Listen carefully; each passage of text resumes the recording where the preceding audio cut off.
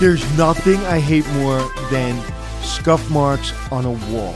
ScuffX delivers superior scuff resistance in the most challenging, high-traffic commercial environments, thanks to its patent-pending scuff-resistant technology. Yes, there's people in a lab somewhere thinking about how to keep scuffs off walls. Where we're running around like crazy, there are actually scientists trying to figure this stuff out, and no one's done it better than ScuffX.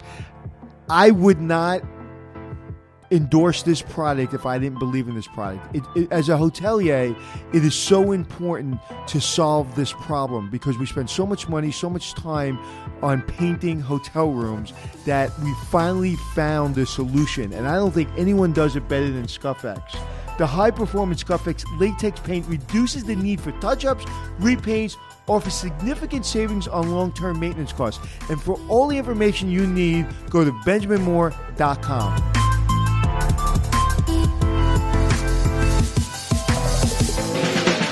It's checking in with Anthony and Glenn, teaching you to be the hotelier that you wanna be.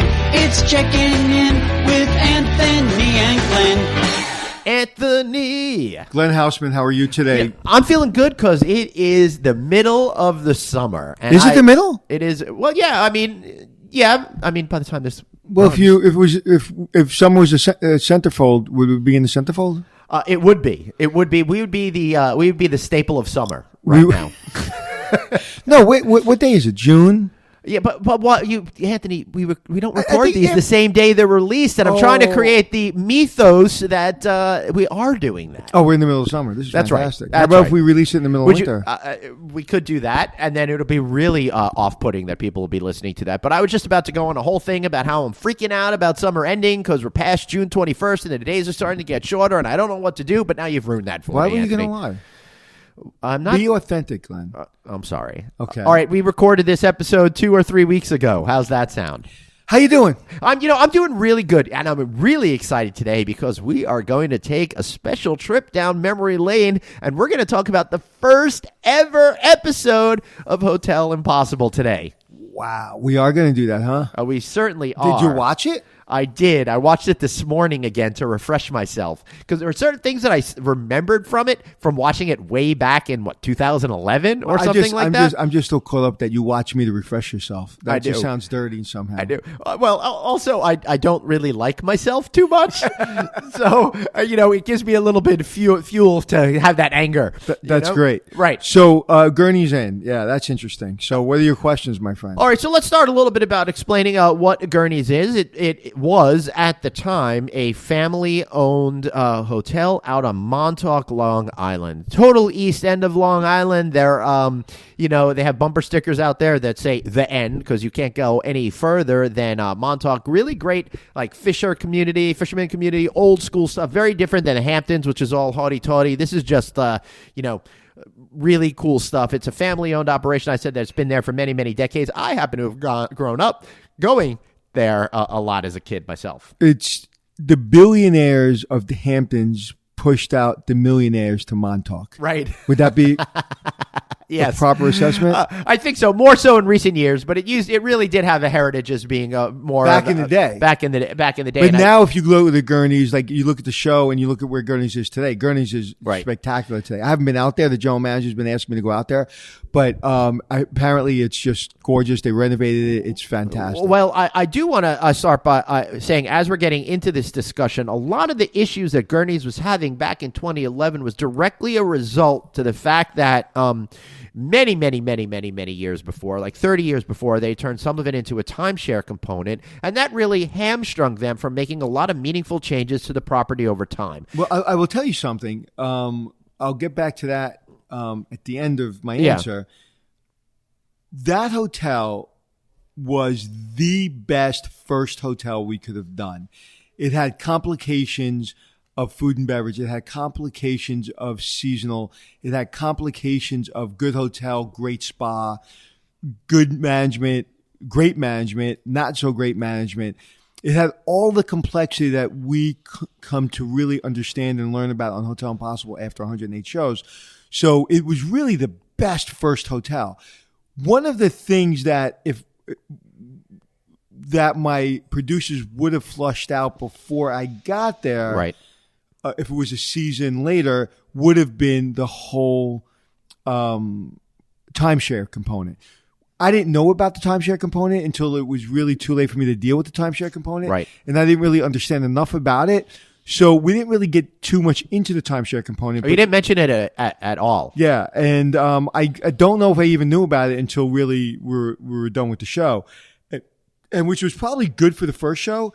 If it was the second season and I would have found out that there was a timeshare component and I didn't know about it, that would have been a very difficult day for all of us because I would have been very upset. Yeah, We need to know that information. So again, we're not a stage show, but like that's a big part of I need to know that fact because that really will help me then give them a better plan. Right. But Gurney's in.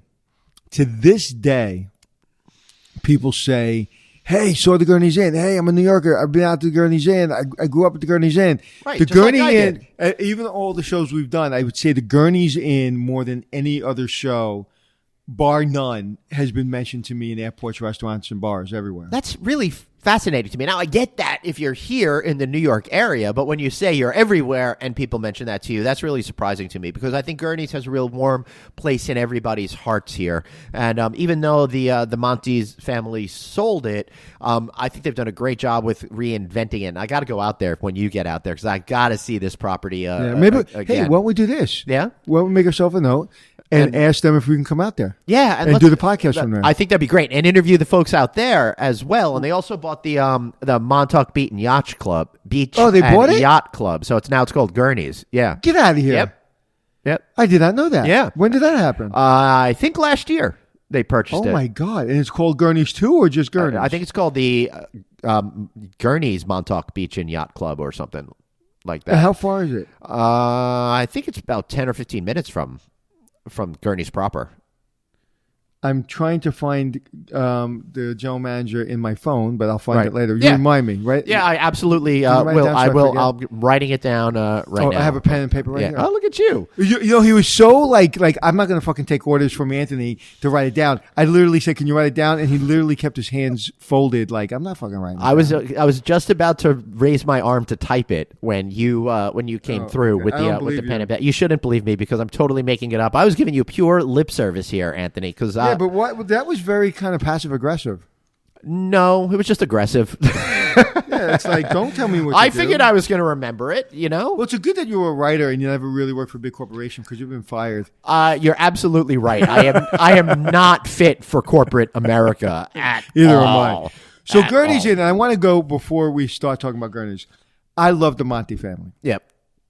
I love Angelo. I love everybody that, even Paul, who didn't really get along on the show, and when he sees me at conferences, goes the other way. But I think Paul's a great person. I love Gurney's. I love that they allowed us in because it gave me my TV career. Without them, there would be no. I don't think the Hotel Impossible would have lasted. And the location manager, I can't remember her name, who found Gurney's because I Right. was like, "Why Gurney's?" She did a great job. So I just wanted to make sure that everybody understands. I love Gurney's. Gurney's is great now. Paul and the Monte family kept alive, and they did a great job. They worked really, really hard, and now they're enjoying the fruits of their labor. And I see them on Facebook, and they seem to be having a great life. I think they have a restaurant up in New England now.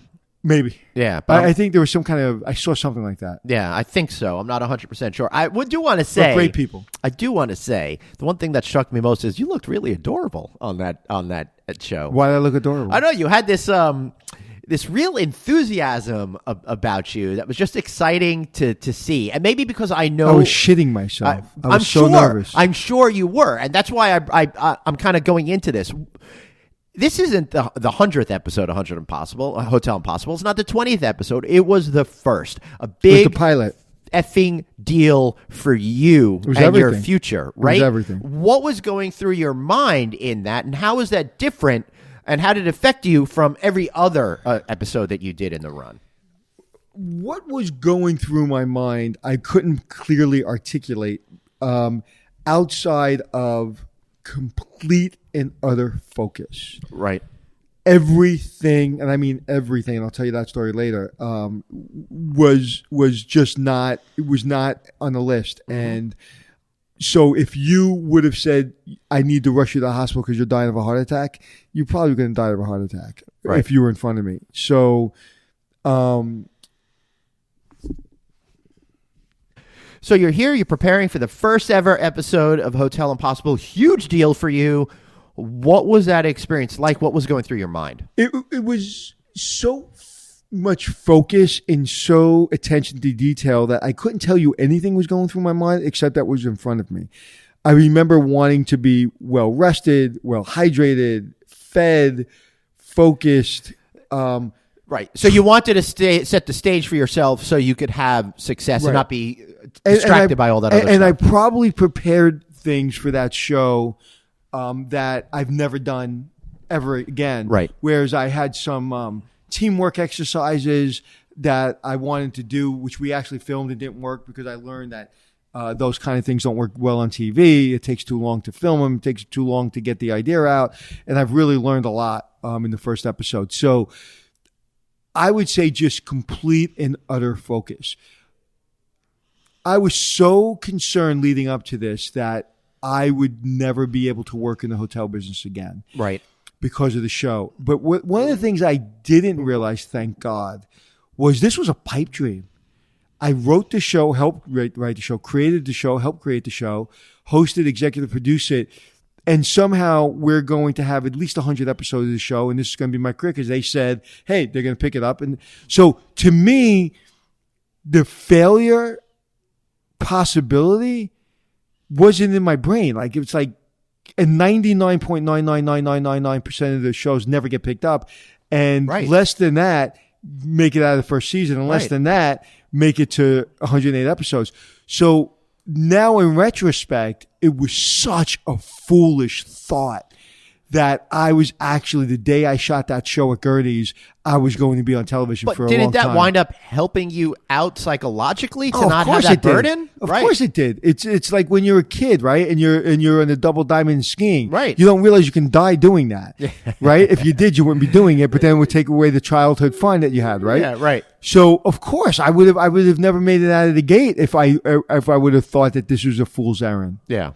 Absolutely. I do want to say is that I could, knowing you, it was interesting to watch you from the perspective that I knew you were learning and trying to figure it out at the time. But if I didn't know that was the first episode, I probably wouldn't have realized it because a lot of who you are as a human being really shows through with that. And I don't think you changed anything at all going on for the sake of it being TV. Well, thank you. That's the greatest compliment I can get. I'll tell you a funny story to back that up. The young lady that ran the spa, her name, I can't remember off the top of my head, but I want to remember it. So is it just give Cindy me 1 second. I can't believe I'm totally blanking Phyllis, on it, maybe? Too. Was no, it Phyllis? It started with a C, I believe. There was a Phyllis, though. But anyway, she ran the spa, and she was absolutely... Oh, no, Phyllis was her sister who swam for the first time. I loved her. Her sister-in-law. Anyway, the young lady in charge of the spa, Angelo's wife, was fantastic. And she said to me, maybe day 2, day 3, she said, you're really, really good at doing this. This is amazing. You know, did you go to a class before the show? What did you do to get prepared to talk to us about the hotel business? And I look at her like, what is she talking about? She goes, how long have you been an actor? And I said, I'm not an actor. I've never been an actor. She goes, well, I don't mean actor, but like hosting shows and stuff. She goes, well, I go, I don't host shows and I don't really consider myself a host. She said, then what do you do? I said, well, I'm in the hotel business. And she goes, what? She goes, how long have you, I said, I've been in the hotel business for, at that point, 25 years. And she said, how long have you done the TV thing? I said, about an hour. I said, including everything I've done with you guys, that's it. Yeah. I said, the first time they said action, I jumped because I didn't know what that meant, except I should move, and I didn't know which way to move. And I was like, no. She goes, are you kidding me? I said, years later, I started to realize what my true talent was. And my true talent was not being able to see the the camera. Like before in the last episode of checking in, you said, "Do you follow the rules?" And I laughed and I said, "What rules? Are you kidding me?"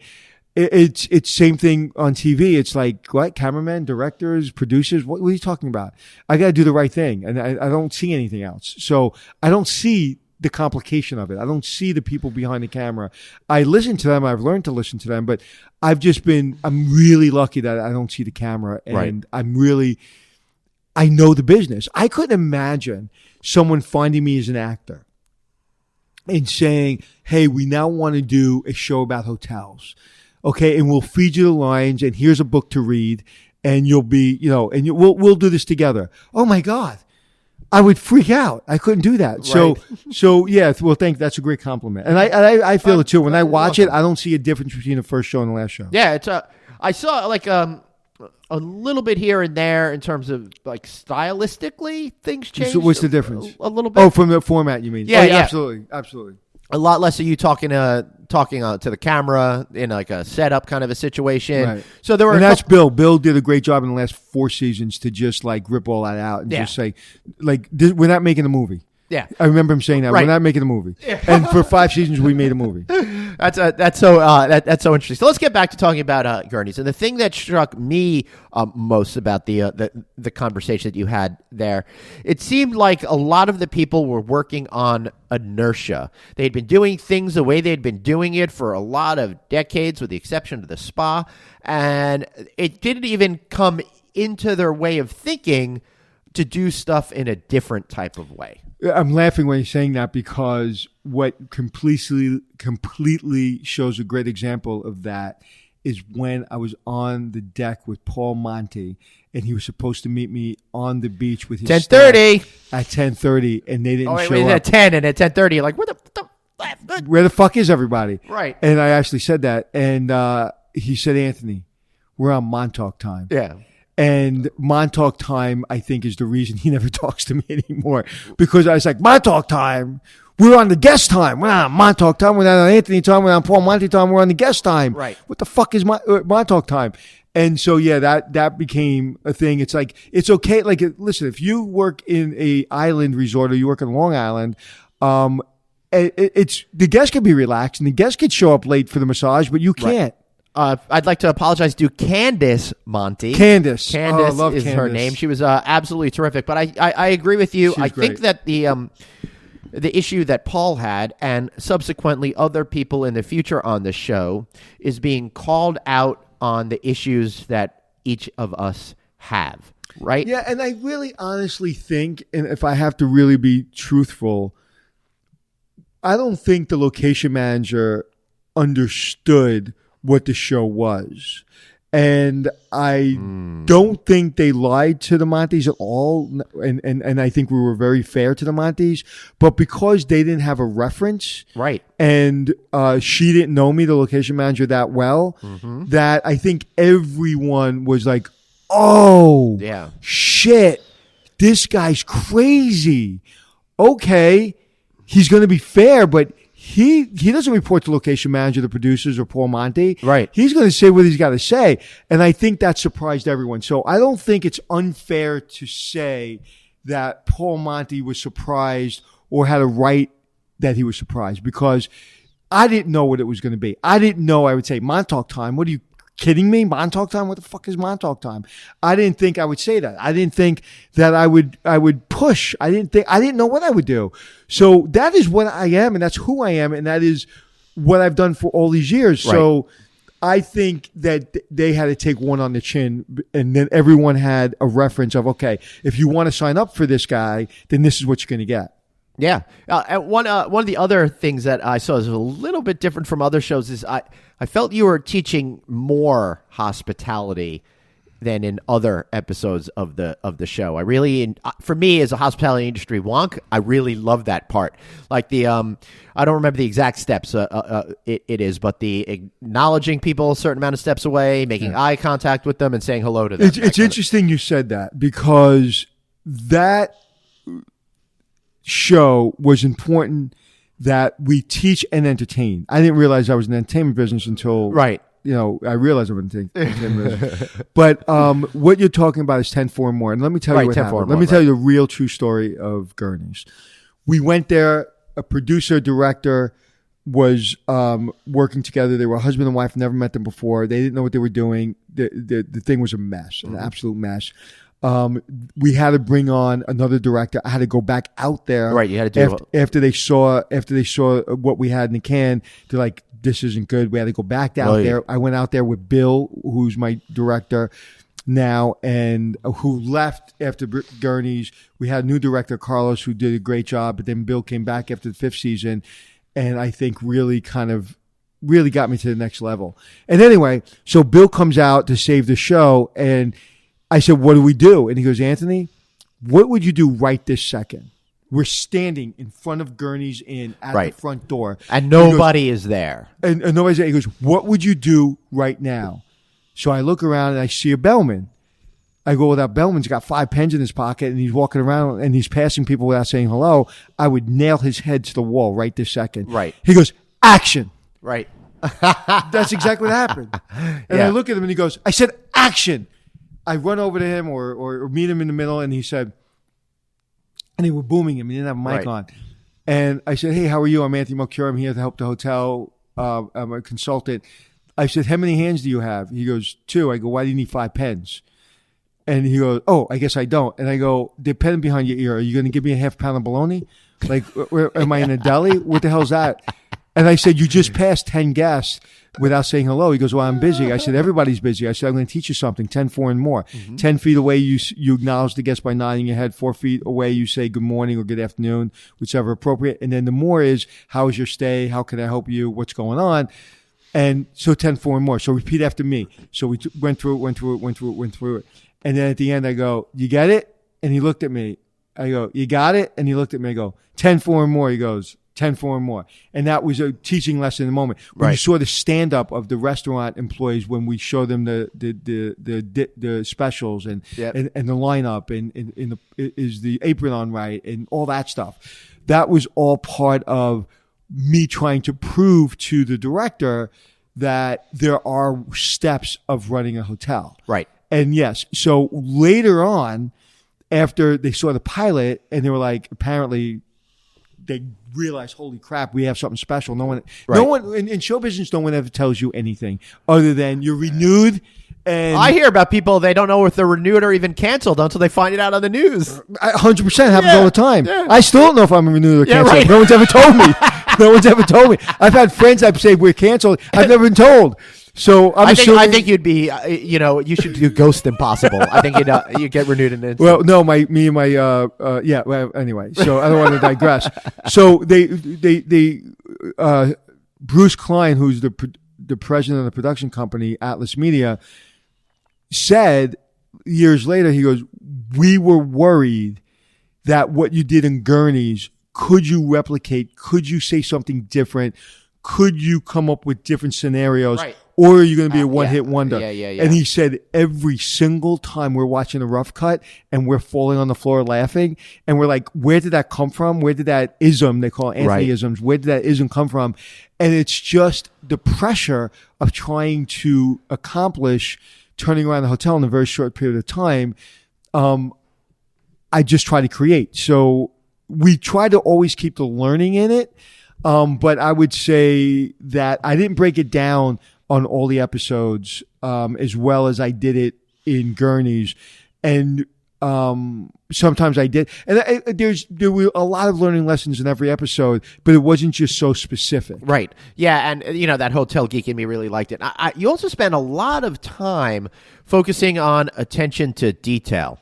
And you pointed out things, for example, name tags as an example of attention to detail. Are they on the right breast pocket or the left side? And what really turned me on about that is I've said it, you can listen to all of these podcasts, you can listen to my No Vacancy series. Every time I'm on stage, I'm like, everyone in the hotel industry does a great job, like 98%. It's that last 2%, that real attention to detail that defines average to excellent. And you got right in on that. I'd say excellent to outstanding. Okay. Because most hotels, are at least excellent. 4 or 5 star hotels, are excellent. Absolutely. The outstanding part is everything matters. And when you forget everything matters, remember everything matters. And so the front desk clerk had a front desk agent had a name tag on the left, and her friend had a name tag on the right. And they're like, which side are you supposed to have it on? They're like the left, and the other one said the right. And I think it was the right, whatever it was. And it was like, I don't care if it's on your forehead, but just consistently, everyone should have the name tag on your forehead. Right. Like, I don't care. I don't care if you wear white shoes, black shoes, green shoes. Just everyone should be wearing the same shoes. Right. Right. Or whatever it is.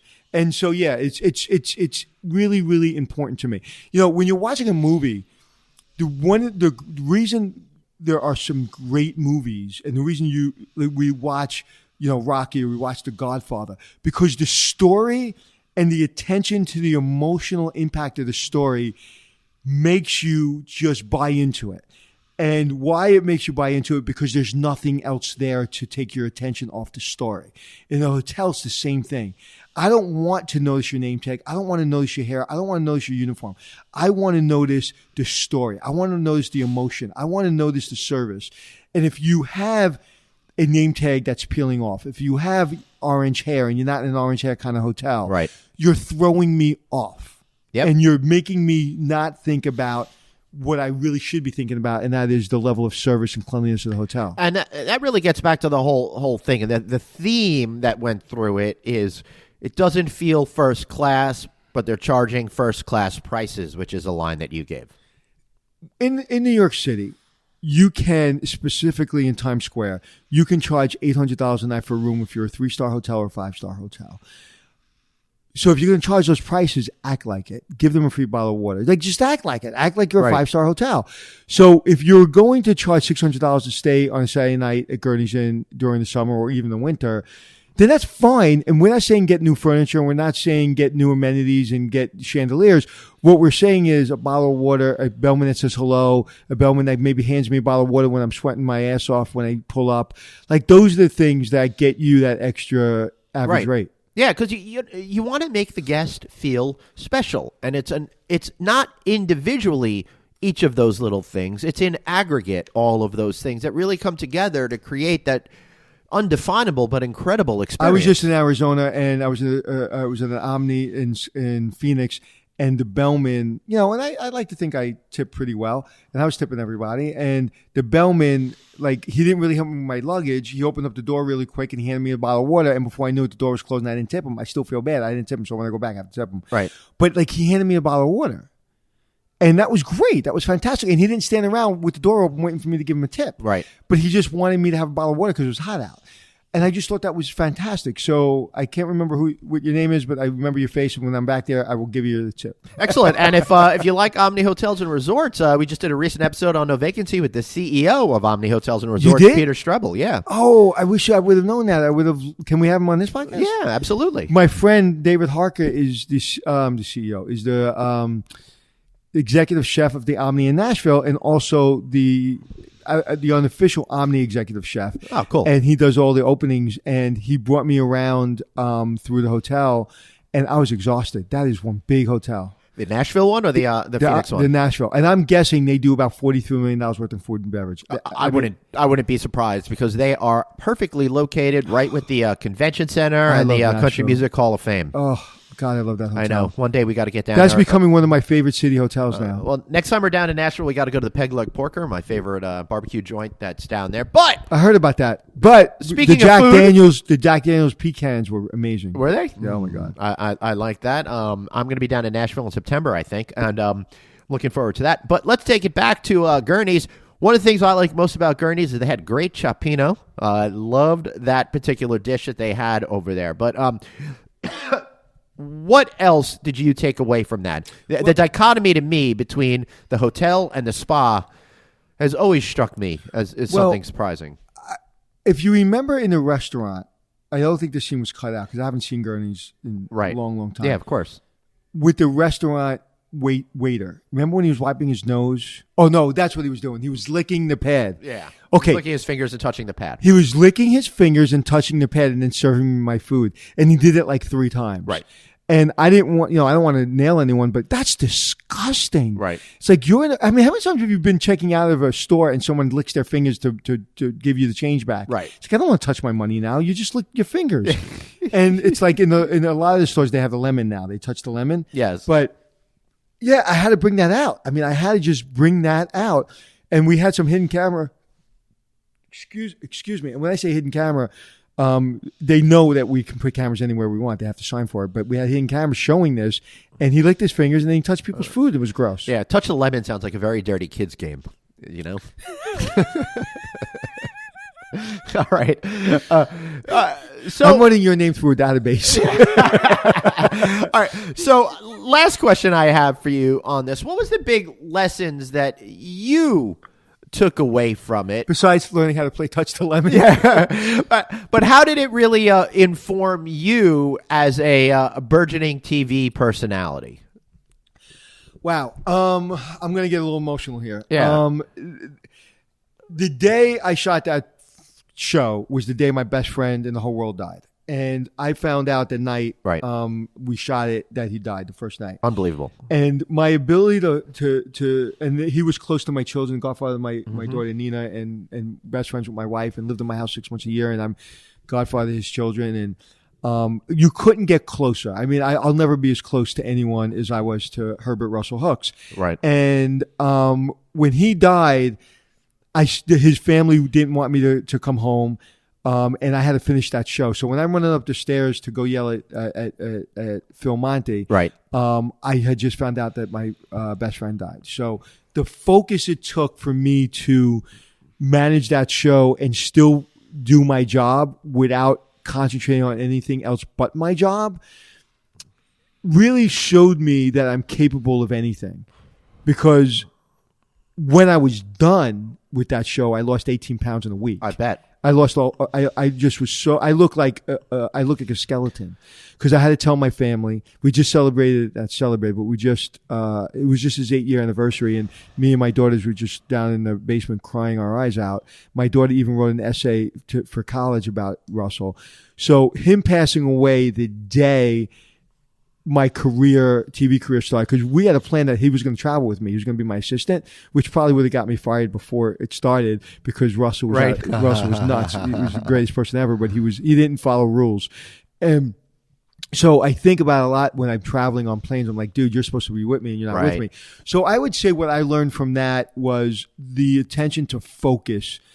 And you can't, if I can finish that episode with something so tragic happening in my life, I have to take that lesson. How do you do that, though? How do you put something that's so impossible to deal with and then be able to go and create something that's so important to you? I don't know. I've never really thought about it, but if I had to break it down right this second, I would say that his family telling me, and it's cliche, he would want you to do this. Yeah, of course, right. But Renee, his ex-wife, told me, Tony, she calls me Tony, and his mother, Marsha, don't you dare come home. He would be so mad at you. Don't you dare. This is everything you wanted and everything. He said to me that I was going to be famous and I was going to be on television when I was in the Air Force. That's where I met him. I never once told him or was I ever interested in being on television or being a celebrity. Because, Anthony, the way you are going to be famous. Everyone's going to know your name. Never once did I want it and never once did we discuss it. But he said that to me all the time. So he said he wanted this for you and don't you dare do that. And they were mad at me. So I stayed. And once I got that permission, then I was like, there's two separate things happening in my life right now. As soon as this is over, my life is changing. Definitely changing. And my family is going to be crushed and his family is going to be crushed. But right now I owe it to my family to ensure that my career stays on track. I owe it to him that he used to call me, I'm going to say this. Can I say it? Yeah, of You course. can cut it out if you want. His nickname for me was Jerk Off. Right. So he would literally call me that in every single conversation. That's like literally the least offensive thing you've ever said on this really program. Jerk Off. Yeah. So he called me Hey Jerk Off, where are we going? Hey Jerk Off, how you doing? How the kids, Jerk Off? So People call me fucktard. You walked out. So I just knew that I needed to not even so much separate the two, but be motivated by his energy for me over the years. And I'll say, and I've never said this publicly, I think I said to my daughter the other day, I think he was a better friend to me than I was to him, even though I was a good friend to him. He was just that special person. So Right. I would say because of that happening to me, I realized that my focus has to be the same. And because I had to throw that drape over my head and just say, nothing, I got to get this done. I got to get this done. And they weren't having the funeral until the following week.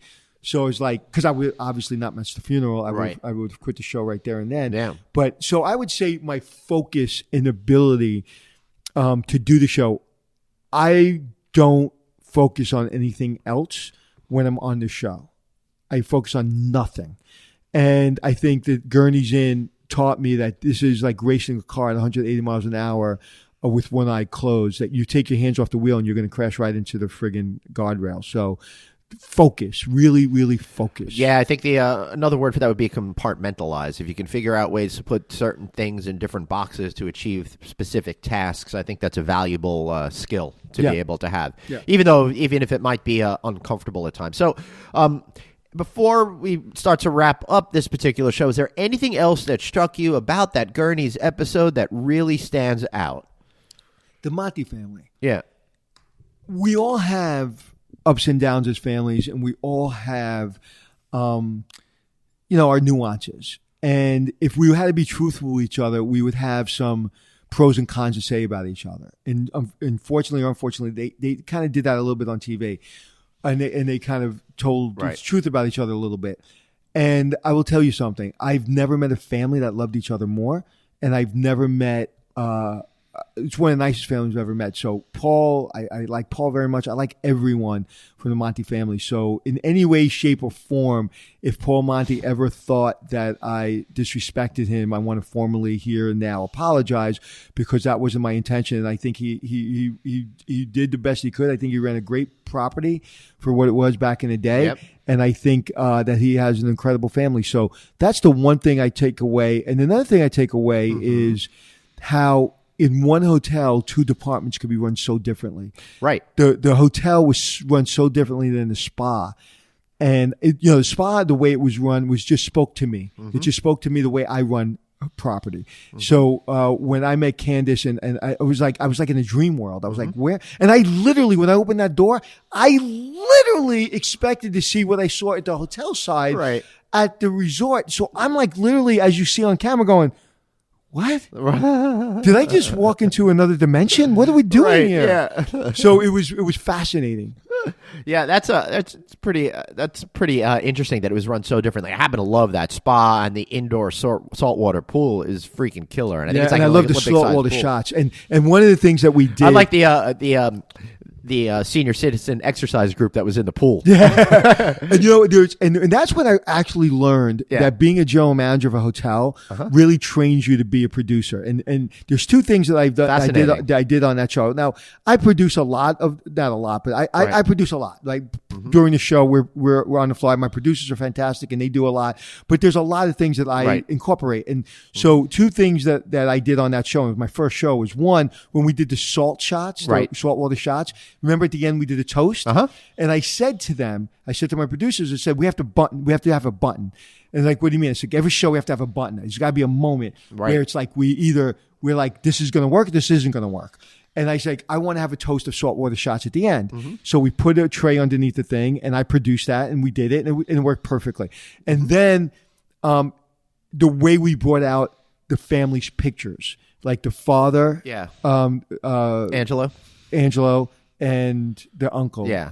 I'm totally blanking now. Carmine, maybe. Right. Sounds good. That would make sense, right? Angelo, Carmine, old Italians. They had the pictures of the uncle and the father in the lobby when I first got there, but it didn't mean anything because it was so cluttered and it was just so old. And you were like, let's move them out of here and let's move on. Right. And I did that on purpose because I knew, again, being a producer, I was going to bring them back at the end. I wanted to see his reaction of me because potentially maybe they wouldn't come back. If the designer said they have no place in the lobby, maybe. So I said they're not coming back, and he kind of looked at me like that would be a mistake. So anyway, at the end, instead of having the designer just put them on the wall, and the designer, I can't remember her name, but she was my first designer. I loved her, and I fought for her to be one of the designers on the show. For some reason, it didn't work out, but I absolutely thought she was fantastic. And again, she gave me the show too because she was great to work with and she was easy to work with. And so I said, no, let's hold the pictures until we go in, we do the salt shot, and then, or right before the salt shot, we'll bring in the pictures and they'll get emotional. Right. And they saw the pictures, put it over the lobby, right behind the front desk, and it had more of an impact. It had a lot of weight to it. Yeah, it had a lot of weight. One, because the lobby was white and blue, so you can actually see these frames, whereas opposed before you couldn't see them. And two, they were like, oh, he cares. Right. He cares about the saltwater shot. He cares about our family. Like, oh, he's not an asshole. Right. Yeah, I think that makes sense. And you really took those lessons forward about how to make meaningful, emotional connections with the people that are operating these properties in order to find a way to humanize the situation, to be able to pull out the best that they can be. And I also think there's well, we're friends with these people and we're family with the employees and they've been here forever. I want to make this clear. This to me is the best business lesson I've learned over the years. And I've learned it in every little hotel, big hotel, good leaders, bad leaders, and it just really kind of formalized to this. Treat people well, pay them as much as you can afford to pay them, give them benefits so they don't worry about getting sick if you can, and treat them with respect, give them good uniforms, and give them the supplies they need to do their job. Mm-hmm. And then hold them accountable, hold their feet to the fire, hold those standards as high as a priest will hold a Bible. Right. And you will not allow any employee, whether you like them or dislike them, to marginalize you, to come off of your standard. This is the way we're going to do it. This is how we're going to do it. And if you don't like it, I will promote you to customer. I will get you a bus ticket and you'll get the hell out of my hotel. And this is what people understand. I try to be very kind and I try to take care of my employees, but I have a standard. And if you don't meet that standard, I don't care if you're my daughter. I'm going to fire your ass. And my daughters would know that. If they have a hotel and they're working there, they know I would fire them. Right. And so there's two things that people deal with. Well, I'm just not that kind of person. I don't want to fire them. And they work so hard, but they just come in late 27 times a day, a month. And, yeah, right. and they were nasty to the guests, but I just don't want to fire them. And then there's the other person who's like, you know what? They were nasty to the guests. They got to get fired. It's like, oh, treat people well, hold them to standards, and they have control.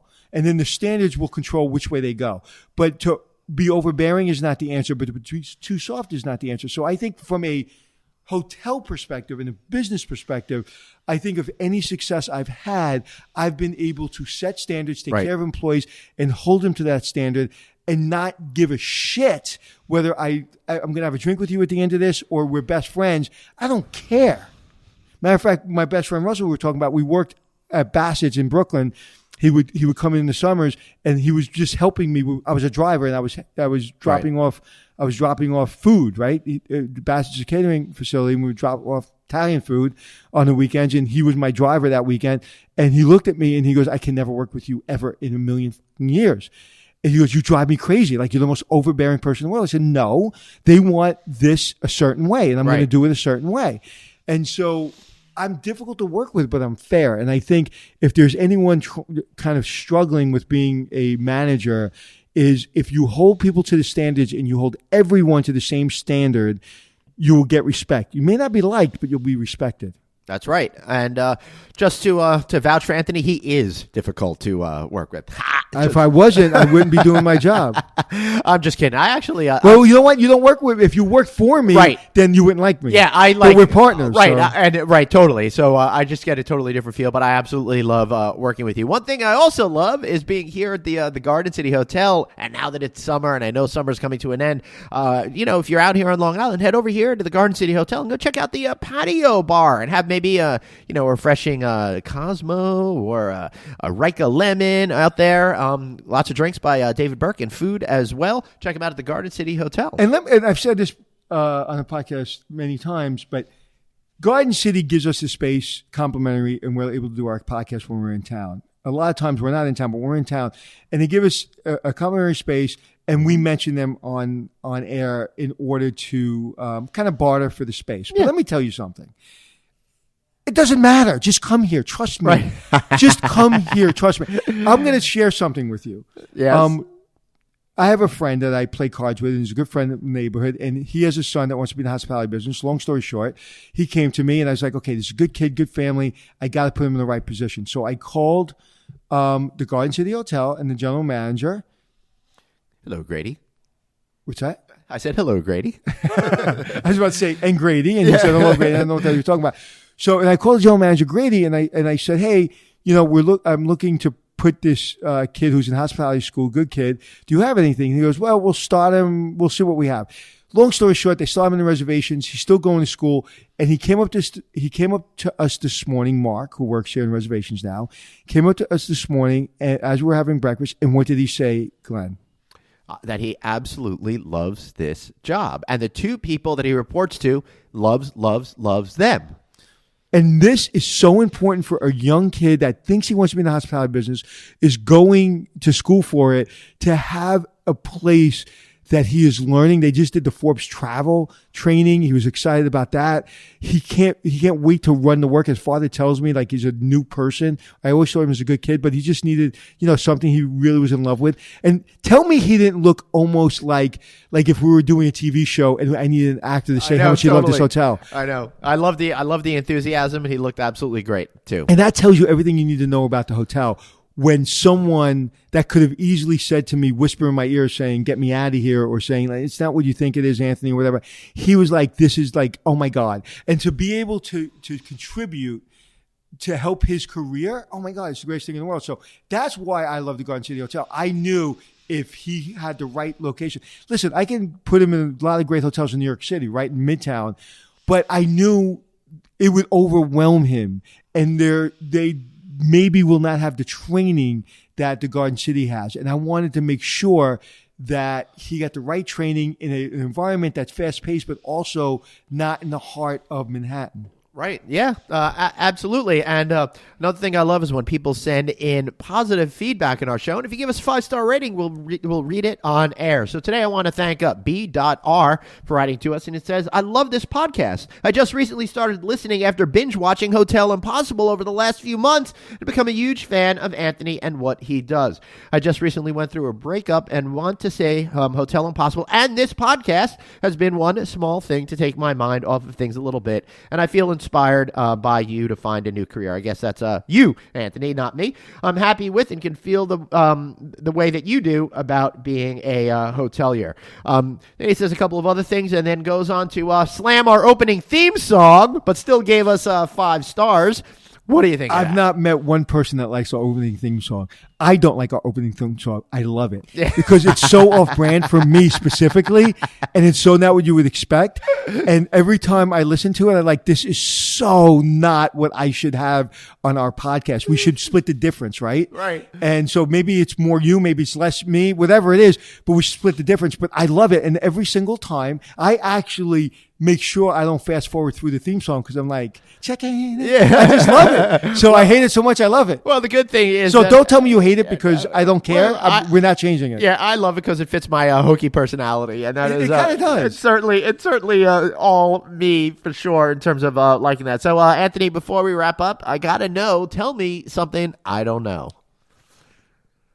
Oh, wow. I literally forgot that you were going to ask me. Yeah, it's all right. I'm feverishly thinking of something to tell you. Well, I've been traveling to Vegas so much, so let's stay on a Vegas theme. Yeah, and you know this better than I do. Mm-hmm. Tell me about Resorts World and what's going on with the outside of the building. Oh, my. So if you're driving up the expressway or down the strip, you're going to notice a building, and you're going to look at it and go, oh, my goodness, is Wynn building another tower? I thought they canceled that project. No, right across the street from Wynn and Encore, and you know the buildings, they have such a definitive look. They took the exact same look. And colors. Exactly the same. Like, I've never seen anything like it. You don't just steal somebody else's look like that. Well, apparently they can't, because I'm in a taxi and I'm talking to the driver. And for some reason, I talk to taxi drivers in Vegas. I don't talk to taxi drivers anywhere but Vegas. And I just love. There's something about a Vegas taxi cab driver. Yeah. It's even better and more intense and more insane than New York taxi cab drivers. And I asked this young lady, very sweet lady, and I asked her, I said, hey, I don't see the cranes moving. What's going on? And is that the Wynn? What is that? So anyway, she explained what you just explained to me. And I guess Wynn got a lawsuit against them, saying that structure and that design is off limits. Right. So they seem to have come to some sort of reconciliation from what I heard in an off-the-record comment. So feel free to speculate, but my understanding is that they're going to go ahead and build it as is and then put on one of those giant stickers over it to make it look different. So if you look at a lot of the buildings that, like the Mirage, for example, they have the Beatles Loves giant thing that they put on the existing building. So they're going to cover the entire design with some sort of veneer or something like that when it's all done. Okay. Yeah. But you know what? Okay. I always say to myself, and I know the people at Resorts World, and they're very good, and I respect all of them. Someone's in the boardroom, and someone shows me the model. There's hundreds of millions of dollars that goes in before there's the first shovel in the ground. Right. And someone shows me the model, and someone shows me the skin of the building we're going to use. And I'd be like, no, we can't do that. Oh, yes, we can. It's like, can we get legal on the phone? I just don't even understand how something like that happens. It Or doesn't. why? Because Resorts doesn't need it. They don't need to follow Wynn. Could have been a mistake. I know the designer who's behind that particular project. I didn't speak to the person individually about it, but I know that they know enough to know better. Wow. Yeah. Okay. Because so that's something I don't know, but you knew. So tell me something you don't know. Tell me something I don't know? Tell you something I don't know? Well, I'm telling the audience something they don't know, but you knew, and I knew you would know. So I'll tell you something about me that I don't know. I'll keep it to Vegas. I had not one, not two, but 3 opportunities to drive in an autonomous vehicle up and down Las Vegas Strip. The last 2 times I've been in town. And you didn't call me. I was at the poker table. Yeah. Come on. You don't answer my calls when you're at the poker table. But yeah, it was freaking awesome. Tell me. The way it works is they pick you up, and there are 2 people in the car, a driver, and then somebody who sits with a lot of fancy-looking computer equipment to talk to you, right? And they tell you the whole story about how it has 25 sensors and this and that and the other thing. Now, legally, they're not allowed to use the autonomous vehicle thing while on private property. So if you're on a casino property, you can't. And this particular study... You're allowed to use it in the city, though? On the strip? On the strip, up and down. They've limited it to that and a few of the off-roads for it. But first time I did it, weird. So strange to see that this guy, he sits there with his hands near the steering wheel, just in case, but you don't need it. And to see that it drives better than your average person in a lot of ways was absolutely interesting and fascinating to see from a computer technology type of point of view, to watch this thing not just go down the strip, but to change lanes because it thought it could go faster in the left lane than the right lane and then go back and make a turn all on its own. It made it turn by itself? Freaking But how does it crazy. know where to turn? GPS? Yes, because it has the address that it has to get to, and it has all of these sensors, et cetera, and you can see, because you're looking at the computers, it has like a layout of where all the cars are and everything. But how does it read a green light, red light, yellow light? Sensors. It knows it. It knows it. That's insane. It's crazy. One of the things I was listening to on another podcast, where they had an expert on AI, and they said, we're not going to be to those vehicles as quick as everybody thinks because of the nuance. Right. And he gave an example, which I thought was fascinating. He said, put someone on a corner with a bicycle. and put me about to go through a yellow light. Not quite yellow. It's not there yet, but it's about to hit yellow. And it's probably at a point where I can't stop. And if I stop, I'm probably the guy behind me who's probably trying to run that light is going to hit me. Right. However, if I slow down and don't stop, I may hit the bicyclist that doesn't see me. So what I have to do is speed up. Right. To get through the yellow light and also tell the motorcycle or the bicyclist, one, I'm coming, and two, get in front of him so he doesn't walk into my car. Yeah. And that nuance, how you train a computer to do that. I thought that was fascinating. It really is fascinating, but the coolest thing about it is that it's utilizing machine learning techniques. So every single mile one of these cars are on the road, every car that's in this program becomes smarter because it learns. It's billions. I think most people are bad drivers. Correct. Like I was at a light the other day, and the guy was trying to run a light and literally almost took my life. He almost, at 80 miles an hour, and I was at a dead stop, almost came straight into my car. Right. And literally, I had to pull over. I was shaking so badly. And so I think we're bad drivers, and I would feel more comfortable with my kids being in a autonomous vehicle that is working really, really well, as opposed to putting my 18-year-old, 19-year-old, 20-year-old behind the wheel. Right. So I get that. I get the planes fly themselves, basically. Yep. So I can't wait. I'm a big believer. So how do I get to do that when I'm in Vegas? I used the Lyft app to do it, and it gave me an option of choosing to do that. And apparently... Oh, so it wasn't like a friend of yours that like cooked you up? Like No. This was a legit... Yeah, it just randomly popped up. And apparently once you opt into the program, you have more opportunities for it. And I don't know where else they're doing it, but if you're on the Strip in Las Vegas, I highly recommend you trying it because you're going to get a chance to do it. So you have to be in Lyft? Yes, it's a partnership with Lyft. And so all you have to do is sign up, and potentially they'll send you an autonomous vehicle. Yeah, it was freaking awesome. Do you have to sign anything? No. Really? Yeah. That's interesting. Yeah. Well, I find it fascinating. I can't wait to get autonomous vehicles. I can't wait to get an autonomous host. Yeah. Yeah. Soon enough, we'll be replaced by AI. So, Anthony, before we are replaced, if people want to find us, how can they find you? You can find me at anywhere you want to be on the internet at Anthony Hotels. Great. And I am at Traveling Glenn. It has been an absolute pleasure being with each and every one of you here today. We're going to be running the show twice a week all summer long. Can't wait to do lots more episodes with you, Anthony. I can't wait. And as long as every time I see you is this happy, I'll be happy. I know, right? So for Anthony and myself, thanks for checking in.